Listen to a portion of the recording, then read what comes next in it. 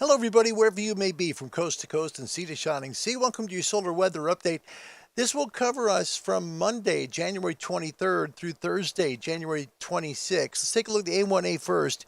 This kind of tells a story about what's about to come. We're going to see some declining SFI numbers and most likely below 150 here this week.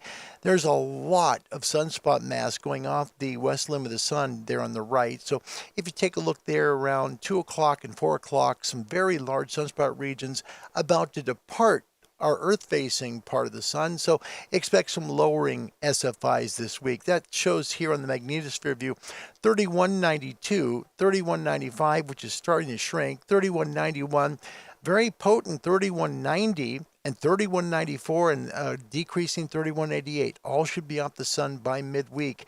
The problem, we're not seeing a lot of sunspots replacing them from the left side of this image, which would be the east limb of the sun. So expect some significantly dropping solar flux index numbers this week. Coronal hole map. This kind of shows a little bit about what's to come as well. Expect some noise floors to increase by midweek. We should start seeing some S2, S3, maybe as high as S4 noise floors going into Wednesday and Thursday. Solar flare detection, 9 sunspot regions still facing the Earth side, and you can kind of see the beginning of the dip here today in the solar flare detection. We don't really have a whole lot of flares that have happened over the last 36 to 48 hours, so not a lot of hope in terms of SFI increasing. Global D layer about normal for today. If your sun is directly overhead, say for example in the north part of Australia near Darwin or possibly Townsville, you're going to see dB attenuation on 40 meters, about 3 dB. The higher you go towards 80 meters, could be as high as maybe 10 decibels. So some very normal global D layer absorption today. SFI 199, that's down 10 from yesterday. Smooth sunspot number 166, down 28. Area numbers at 1250, that's down 140. KP index, noise floors, KP2. Expect this number to go up significantly by midweek. Those coronal holes are facing Earth, and that wind stream coming this way is going to raise our noise floors. Solar wind currently around about 500 kilometers per second, to be honest. This is a little bit late. This was just before 1800, so at that point, 512 kilometers per second. It will drop today, but it's going to come up by Wednesday. And the KP indexes as of the last day or so, this gives you a good idea of the KP index or noise floors that the Earth is facing. And this has brought our auroras up. Let's take a look at the aurora borealis here. You can definitely see that big places in northern Europe are seeing some aurora tonight. And as this swings around towards North America, folks in Canada and Alaska, and even possibly down into the northern parts of the southern provinces of Canada are going to be able to see some aurora tonight, maybe work it. Aurora Australia is not really an impact right now.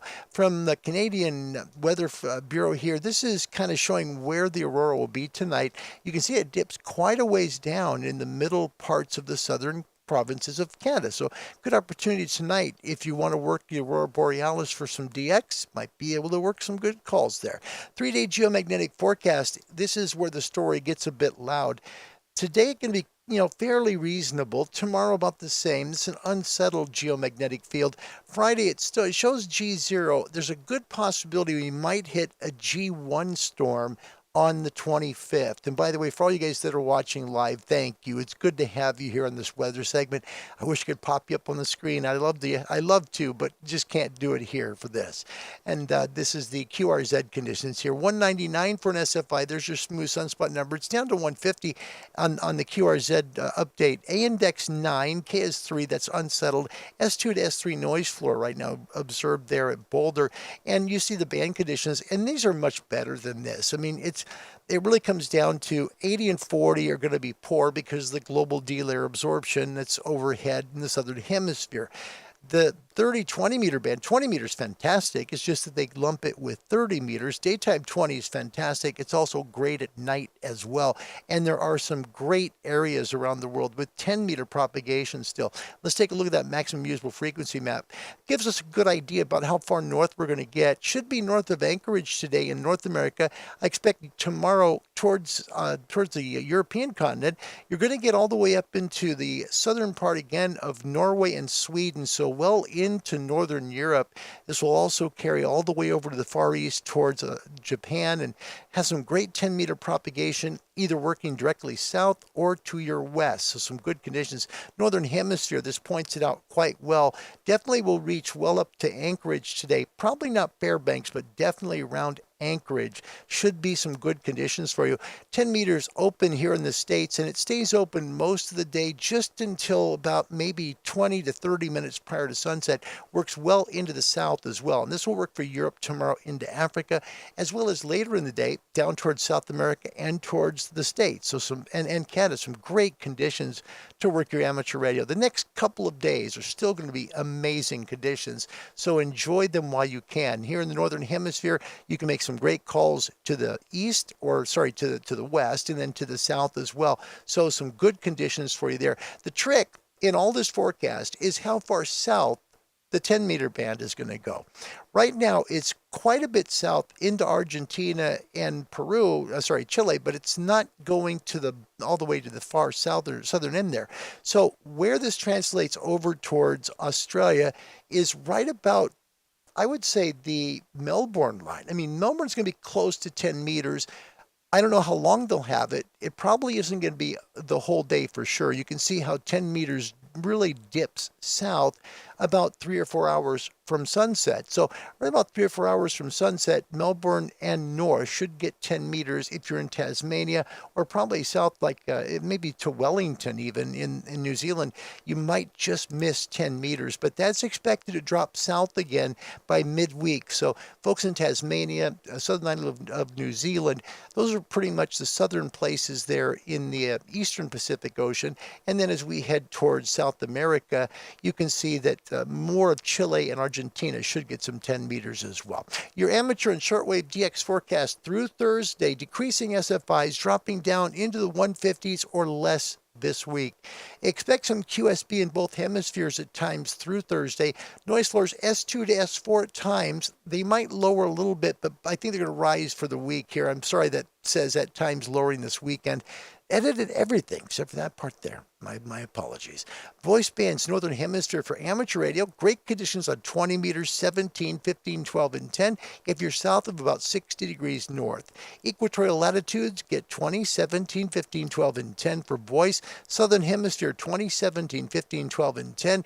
Right about the line between Melbourne and Tasmania. Should start to move a little south this week. I don't know if it's going to go all the way down to Tasmania, but it should be fairly close. Your nighttime amateur bands, QSB at times through Wednesday. Expect noise floors to increase Wednesday into Thursday. Nighttime amateur band, 160, 80, 60, 40, 30. Your best DX, maximum usable frequency at sunset, 20 meters, working well past dark in the southern hemisphere still because it's summertime down there.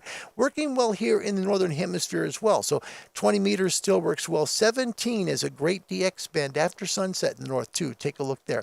Shortwave listeners, your daytime shortwave, expect some fading at times on your signals.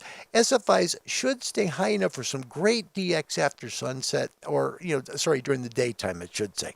Noise floors rising by Wednesday, so expect some more noise in the bands, but still some great signals to hear around the world. Shortwave daytime, they'll be on 31 meters, 25, 22, 19, 15, and the 13 meter band. Some great conditions. Go-to bands here for shortwave. I've DX'd the last couple of nights. Some great conditions are on 25, 22, 19. Some great conditions there, and expect to hear some pretty fade-free signals there as well. Nighttime shortwave, expect some fading at times. Noise floors rising by Wednesday. Shortwave nighttime 120, and there's a couple of stations there we're picking up right now because the SFI is pretty good. 90, 75, 60, 49, 41, 31, 25, 22. And the 19 meter band open in the southern hemisphere about 3 hours and up past sunset, and about an hour after sunset in the northern hemisphere. Great nighttime conditions on 49, of course, in the north. Also some really good conditions on 31 and 25. Take a look at both of those bands after sunset and make some amazing receptions on your shortwave radio. It's good to see you guys. It really is. I hope to come back with a ham radio live show.